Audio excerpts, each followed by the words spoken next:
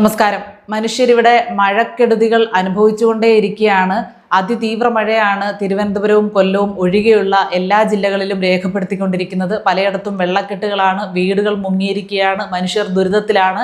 അതിൻ്റെ ഇടയ്ക്ക് രാഷ്ട്രീയമായിട്ടുള്ള മുതലെടുപ്പ് ഈ മഴയുടെ സമയത്ത് എടുക്കാൻ വരുന്നവന്മാരെ എന്തു പറയണം, എങ്ങനെ ഓടിക്കണമെന്നാണ്, ഇവന്മാരെയൊക്കെ എതുവഴി ഓടിക്കണമെന്നാണ് നിങ്ങൾ വിചാരിക്കുന്നത്? കഴിഞ്ഞ ദിവസം ബിനീഷ് കൊടിയേരി ഒരു ഫേസ്ബുക്ക് കുറിപ്പ് പങ്കുവച്ചു.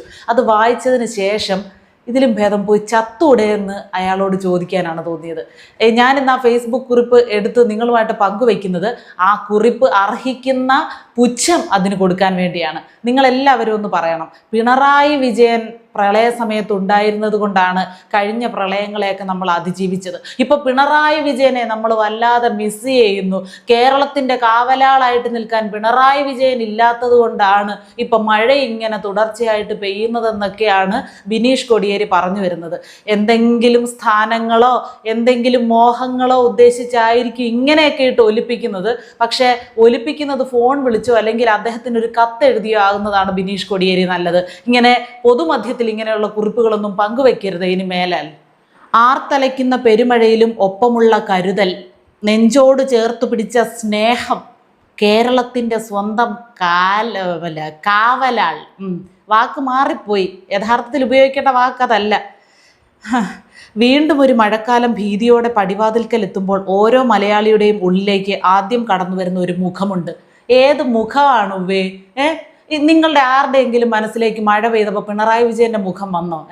മനുഷ്യര് ദുരിതത്തിൽ എങ്ങോട്ട് ഓടുമെന്നുള്ള ചിന്തയിലാണ്, അല്ലെങ്കിൽ സർക്കാർ എന്ത് സഹായം തരുമെന്നുള്ള ചിന്തയിലാണ്, എങ്ങനെ ഇതിൽ നിന്ന് രക്ഷപ്പെടാമെന്നുള്ള ആശങ്കയിലാണ്. അതിൻ്റെ ഇടയ്ക്ക് പിണറായി വിജയന്റെ തിരുമോന്തെ ആലോചിച്ചുകൊണ്ടിരുന്നവരാരാ? ഒരാളുടെ പേരൊന്ന് പറയാവോ? ബിനീഷ് കൊടിയേരി. പേമാരിയും പ്രളയവും സർവ്വതും കവർന്നെടുക്കുമെന്ന് ഭയന്ന നാളുകളിൽ ഒരു നാടിനെ മുഴുവൻ ചേർത്തു പിടിച്ച കരുതലിന്റെ മുഖം. ഏത് മുഖം? ചേർത്ത് പിടിച്ചതിനെ കുറിച്ചൊന്നും കൂടുതൽ സംസാരിക്കരുതേ. ഒരു പ്രളയം നടന്നാലും ഒരു ഉരുൾപൊട്ടൽ നടന്നാലും ഉടനെ അങ്ങോട്ട് വന്നിരുന്നുകൊണ്ട് ഒരു 6 മണിക്കാറ്റുണ്ടായിരുന്നു, അതിനെക്കുറിച്ചൊക്കെ ഇത് സൂചിപ്പിക്കുന്നുണ്ട്, പറഞ്ഞു തരാം.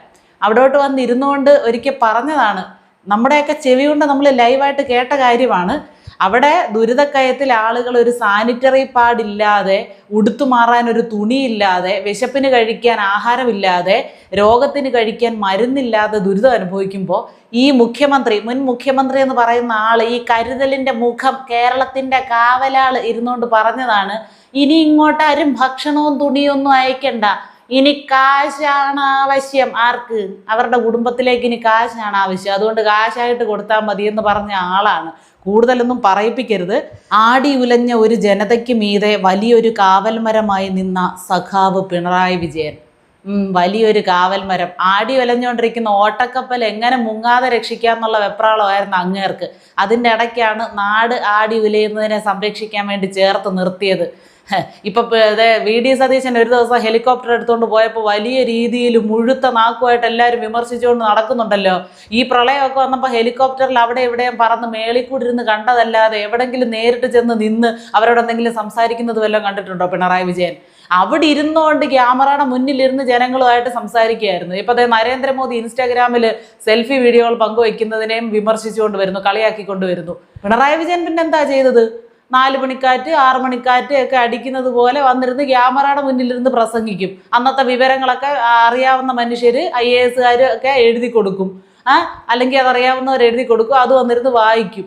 അല്ലാതെ വേറെ എന്താ ചെയ്തേ? കോവിഡിന്റെ സമയത്തും ആ ഒരു കലാപരിപാടി ഉണ്ടായിരുന്നു. അതുകൊണ്ട് കേരളത്തിനെ അങ്ങ് കാത്ത് രക്ഷിച്ചെടുത്ത്. കേരളത്തിലൊന്നും ഉണ്ടായില്ല, ആരും ദുരിതത്തിലൊന്നും അനുഭവിച്ചില്ല, ആരും ആ സമയത്ത് ആരും മരണപ്പെട്ടില്ല, ആർക്കും അപകടമൊന്നും സംഭവിച്ചില്ല, ആരെയും കാണാതായില്ല, ഒന്നും ഇവിടെ സംഭവിച്ചില്ല. കാവലാളവിടെ കാവൽ നിന്നതുകൊണ്ട്, കുന്തവും പിടിച്ചുകൊണ്ട്. സന്ധ്യാനേരങ്ങളിലെ വാർത്താ സമ്മേളനങ്ങൾക്കായി കേരളം മുഴുവൻ കാതോർത്തിരുന്ന ഒരു കാലമുണ്ടായിരുന്നു. അയ്യോ, സന്ധ്യാനേരത്തെ ആ വാർത്താ സമ്മേളനത്തിൻ്റെ കാര്യം ഇപ്പോൾ പറഞ്ഞു, അത് നമുക്ക് മറക്കാൻ പറ്റുമോ? പ്രളയമാണെങ്കിലും ചുഴലിക്കാറ്റാണെങ്കിലും കോവിഡ് ആണെങ്കിലും എന്താണെങ്കിലും കറക്റ്റ് സമയത്ത് ക്യാമറയുടെ മുന്നിൽ വന്നിരുന്ന് എഴുതി വായിച്ചോളും. അതൊരു വലിയ കാര്യമായിരുന്നു. ആര് കാതോർത്തിരുന്ന്?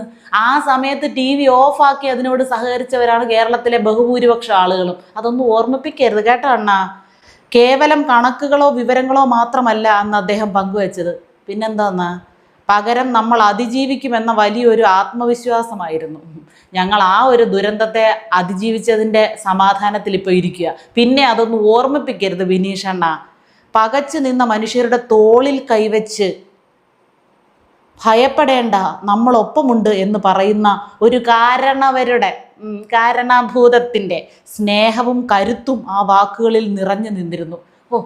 അയ്യോ, പിണറായി വിജയൻ അവിടെ ഇരുന്ന് ക്യാമറയുടെ മുന്നിൽ ഇരുന്ന് സംസാരിക്കുമ്പോൾ നമ്മുടെ തോളിൽ തട്ടി നമ്മുടെ കുടുംബത്തിലെ ഒരു കാരണവര് ഞാൻ ഒപ്പം ഉണ്ട്, നിങ്ങളൊന്നും വിഷമിക്കേണ്ട എന്ന് പറയുന്ന ഒരു അനുഭൂതി നമുക്കുണ്ടായിരുന്നെന്ന്. നിങ്ങളുടെ മനസ്സിൽ നിങ്ങൾ എന്തൊക്കെയോ ചിന്തിച്ചെഴുതി, അതൊന്നും പറയുന്നില്ല, അത് പറഞ്ഞ പ്രശ്നമാവും. നിങ്ങൾ ഏതവസ്ഥയിലിരുന്നാൽ ഇതൊക്കെ എഴുതി പിടിപ്പിച്ചതെന്ന് ഞങ്ങൾക്ക് മനസ്സിലാകുന്നില്ല. അതാ പറഞ്ഞത്, നിങ്ങൾക്ക് ഇങ്ങനെയൊക്കെ പറയണമെങ്കിൽ പുള്ളിക്കാരനെ പേഴ്സണലായിട്ട് വിളിച്ച് സംസാരിക്കുക, അല്ലെങ്കിൽ നേരിട്ട് കണ്ട് സംസാരിക്കുക. ഇതൊക്കെ അനുഭവിച്ച ജനങ്ങളുടെ മുന്നിൽ ഇതൊന്നും വിളമ്പരുതേ, ഓർമ്മിപ്പിക്കരുതേ.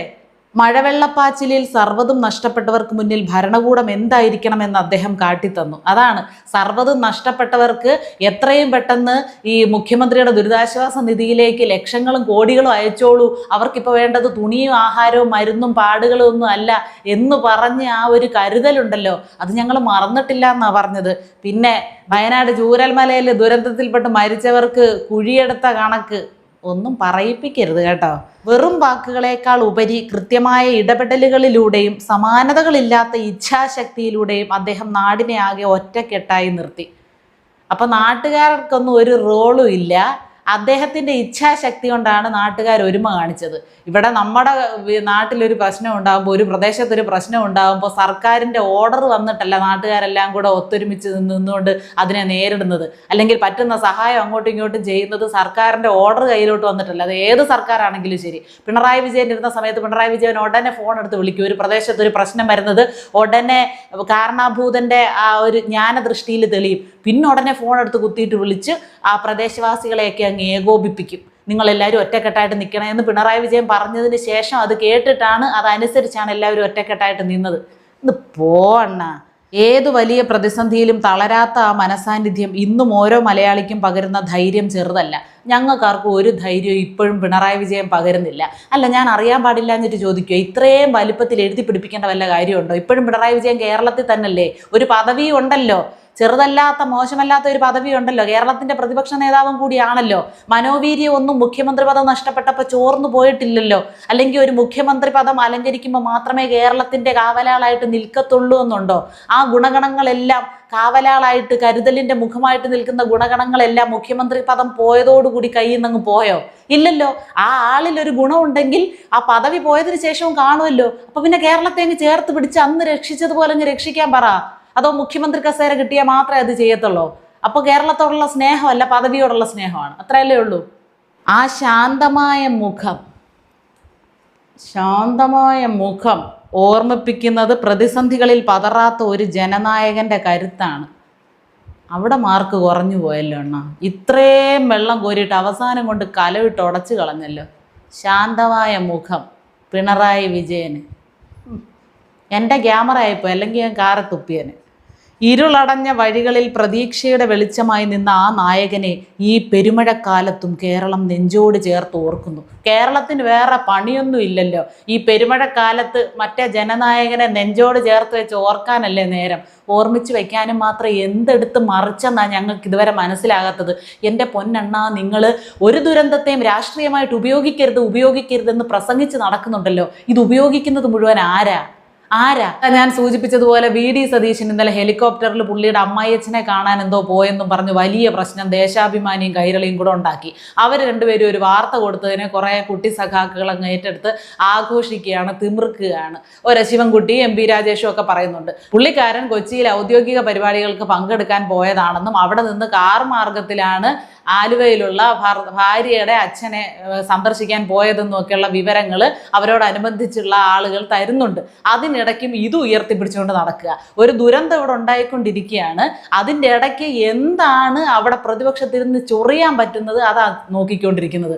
നിങ്ങൾക്കൊന്നും പദവികളില്ലെന്നല്ലേ ഉള്ളൂ, അല്ലെങ്കിൽ ഇപ്പോൾ ഭരണം കയ്യിലില്ലെന്നല്ലേ ഉള്ളൂ. കേരളം നിങ്ങളുടെ നാടല്ലേ, കേരളത്തിലുള്ള മനുഷ്യർ നിങ്ങളുടെ സഹോദരങ്ങളല്ലേ, കരുതലൊക്കെ നിങ്ങളുടെ കയ്യിൽ ഇരിക്കുകയല്ലേ, ഇപ്പോഴും മടിയിൽ വെച്ച് കെട്ടിയിരിക്കുകയല്ലേ. അതൊക്കെ അങ്ങോട്ട് എടുത്ത് ആളുകളെ രക്ഷിക്കുക. അത്രയേ ഉള്ളൂ കാര്യം. ഇങ്ങനെ വലിയ വായിൽ സംസാരിക്കേണ്ട ആവശ്യമൊന്നുമില്ല. ഒരു ദുരന്തം വരുമ്പോൾ മേലെ ആരും അത് രാഷ്ട്രീയമായിട്ട് ഉപയോഗിക്കരുത്. അത് ഏത് പാർട്ടിയാണെങ്കിലും ശരി. മനുഷ്യനെ എങ്ങനെ രക്ഷപ്പെടുത്താം, ആ ദുരിതത്തിൽ നിന്ന് എങ്ങനെ കരകയറ്റാമെന്ന് മാത്രം ചിന്തിക്കുക. അപ്പം ഞാൻ ആദ്യമേ പറഞ്ഞല്ലോ എന്തിനാണ് ഞാൻ ഈ ഫേസ്ബുക്ക് പോസ്റ്റ് എടുത്ത് നിങ്ങളുമായിട്ട് പങ്കുവച്ചതെന്ന്. ഇത് അർഹിക്കുന്ന ഒരു പുച്ഛമുണ്ട്, പുച്ഛം, സഹതാപമുണ്ട്. അത് നമ്മളെല്ലാവരും നമ്മുടെ വകയായിട്ട് രേഖപ്പെടുത്തണം. അതിനുവേണ്ടി മാത്രമാണ് ഇത് പങ്കുവച്ചത്. ഇനി മേലെ ഇമാതിരി പരിപാടികളുമായിട്ട് നിങ്ങൾ ഇറങ്ങില്ല എന്ന് ഞങ്ങൾ പ്രതീക്ഷിക്കുന്നു.